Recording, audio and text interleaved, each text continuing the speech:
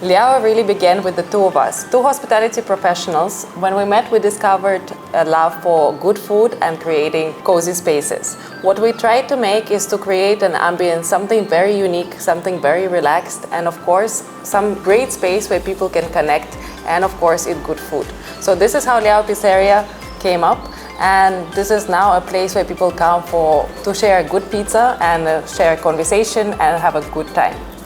So we have actually evolved from what we began. We are now a concept of eat, shop and stay, where you can come eat at Leao Pizzeria, where you can stay in a 150-year-old restored boutique heritage home that we have converted, and more importantly, where you can shop at Leao Ethical Wear, where our garments are made from upcycled vintage silk sarees.